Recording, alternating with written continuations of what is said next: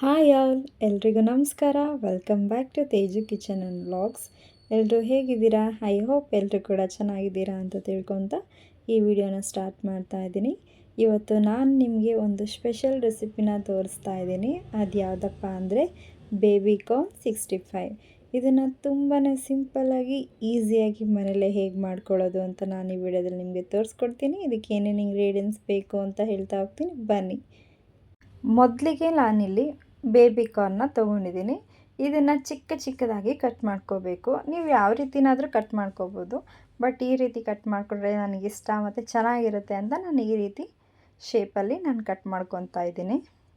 ಈ ಥರ ಚಿಕ್ಕದಾಗಿ ಕಟ್ ಮಾಡಿಕೊಂಡ್ರೆ ಬೇಗನೆ ಬೆಂದ್ಕೊಳ್ಳುತ್ತೆ ಮತ್ತು ನೋಡೋದಕ್ಕೆ ಕೂಡ ಚೆನ್ನಾಗಿ ಕಾಣಿಸುತ್ತೆ, ಕ್ಯೂಟಾಗಿ ಅಂತ. ಸೊ ಅದಕ್ಕೋಸ್ಕರ ಮತ್ತು ಒಂದಿಲ್ಲೇ 5-6 ಹಸಿಮೆಣಸಿಕಾಯಿನ ತೊಗೊಂಡಿದ್ದೀನಿ. ಇದ್ರ ಜೊತೆಗೆ ಸ್ವಲ್ಪ ಕರಿಬೇವಿನ ಸೊಪ್ಪನ್ನು ಕೂಡ ತೊಗೊಂಡಿದ್ದೀನಿ. ಒಂದು ಬೌಲಲ್ಲಿ 1-2 ಚಮಚ ಆಗೋಷ್ಟು chilli powder, 1 table spoon garam masala, 2 table spoon ಆಗೋಷ್ಟು ಕಾರ್ನ್ಫ್ಲೋರ್, 2 ಟೇಬಲ್ ಸ್ಪೂನ್ ಆಗೋಷ್ಟು ಮೈದಾ ಹಿಟ್ಟು ಮತ್ತು 2 ಚಮಚ ಆಗೋಷ್ಟು ಶುಂಠಿ ಬೆಳ್ಳುಳ್ಳಿ ಪೇಸ್ಟ್ನ ಹಾಕ್ಕೊತಾ ಇದ್ದೀನಿ. 1/4 ಟೇಬಲ್ ಸ್ಪೂನಷ್ಟು ಜೀರಾ ಪೌಡರ್ ಮತ್ತು 1/4 ಟೇಬಲ್ ಸ್ಪೂನಷ್ಟು ಪೆಪ್ಪರ್ ಪೌಡರನ್ನು ಕೂಡ ಹಾಕ್ಕೊಂಡು ಎಲ್ಲನೂ ಚೆನ್ನಾಗಿ ಮಿಕ್ಸ್ ಮಾಡ್ಕೊತಾ ಇದ್ದೀನಿ. ನೀರು ಹಾಕ್ಕೊಳ್ಳೋದಕ್ಕೆ ಮುಂಚೆ ಈವನ್ ಆಗಿ ಎಲ್ಲನೂ ಕೂಡ ಮಿಕ್ಸ್ ಮಾಡ್ಕೋಬೇಕು. ನಂತರ ಅದಕ್ಕೆ ಎಷ್ಟು ನೀರು ಬೇಕೋ ಅದನ್ನು ನೋಡಿಕೊಂಡು ಸ್ವಲ್ಪನೇ ಹಾಕ್ಕೊಂಡು ಕಲಿಸ್ಕೋಬೇಕು.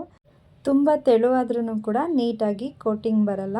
ಸೊ ಅದಕ್ಕೋಸ್ಕರ ಸ್ವಲ್ಪ ನೀರು ಹಾಕ್ಕೊಂಡು ಈ ಒಂದು ಹದಕ್ಕೆ ಬರೋ ತನಕ ಕಲಿಸ್ಕೋಬೇಕು. ಇದೆಲ್ಲನೂ ಕೂಡ ಮಿಕ್ಸ್ ಮಾಡ್ಕೊಂಡಿದ ನಂತರ ಆಗಲೇ ನಾವು ಕಾರ್ನ್ ಕಟ್ ಮಾಡಿ ಇಟ್ಕೊಂಡಿದ್ವಿ ಅಲ್ವಾ, ಆ ಕಾರ್ನು ಮತ್ತು ಕರಿಬೇವಿನ ಸೊಪ್ಪು ಎಲ್ಲನೂ ಕೂಡ ಹಾಕ್ಕೊಂಡು ಚೆನ್ನಾಗಿ ಮಿಕ್ಸ್ ಮಾಡ್ಕೋಬೇಕು. ಇಲ್ಲಿ ಉಪ್ಪು ಹಾಕೋದು ವಿಡಿಯೋ ಮಿಸ್ ಆಗಿದೆ, ಮತ್ತು ರುಚಿಗೆ ತಕ್ಕಷ್ಟು ಉಪ್ಪನ್ನು ಕೂಡ ಹಾಕ್ಕೊಳ್ಳಿ. ಟೈಮ್ ಇದ್ದರೆ ನಿಮ್ಮ ಹತ್ರ ಮ್ಯಾರಿನೇಟ್ ಮಾಡಿ ಇಡಿ, ಇಲ್ಲ ಅಂತ ಅಂದರೆ ಡೈರೆಕ್ಟಾಗಿ ಹಾಗೇ ಕರಿಬೋದು. ಇಲ್ಲ ಅಂತಂದರೆ ಮ್ಯಾರಿನೇಟ್ ಮಾಡ್ತೀನಿ ಅಂದರೆ ಒಂದು ಅರ್ಧ ಗಂಟೆ ಮ್ಯಾರಿನೇಟ್ ಮಾಡಿದ್ರೂ ಕೂಡ ಆಗುತ್ತೆ. ಆಯಿಲ್ನ ಇಲ್ಲಿ ಮೀಡಿಯಮ್ ಫ್ಲೇಮಲ್ಲೇ ಕಾಯಿಸಬೇಕು. ತುಂಬಾ ಹೈ ಫ್ಲೇಮಲ್ಲಿ ಇಟ್ಟು ಕಾಯಿಸಿದ ತಕ್ಷಣ ಹಾಕಿದರೆ ಮೇಲೆಲ್ಲ ಕಪ್ಪಾಗಿಬಿಡುತ್ತೆ ಮತ್ತು ಒಳಗಡೆ ಎಲ್ಲ ಹಸಿ ಆಗಿರುತ್ತೆ.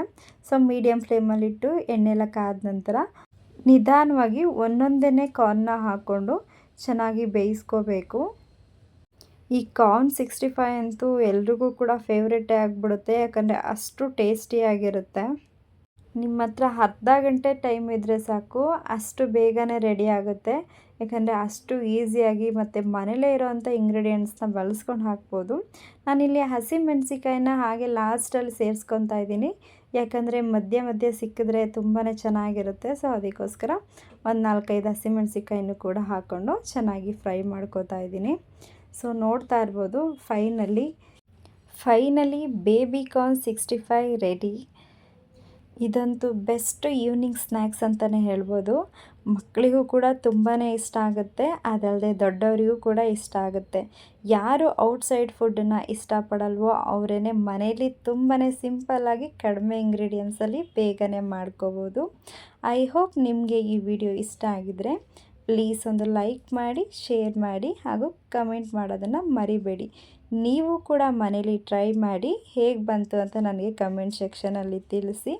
ಮತ್ತು ಯಾರೆಲ್ಲ ಹೊಸದಾಗಿ ನನ್ನ ಚಾನಲ್ನ ನೋಡ್ತಾ ಇದ್ದೀರಾ ದಯವಿಟ್ಟು ಸಬ್ಸ್ಕ್ರೈಬ್ ಮಾಡ್ಕೊಳ್ಳಿ ಮತ್ತು ಬೆಲ್ ಐಕನ್ನ ಕ್ಲಿಕ್ ಮಾಡೋದನ್ನು ಮರಿಬೇಡಿ, ಯಾಕಂದರೆ ನಾವು ಮಾಡೋವಂಥ ವೀಡಿಯೋಗಳು ನಿಮಗೆ ಮೊದಲು ಬರುತ್ತೆ. Thank you for watching.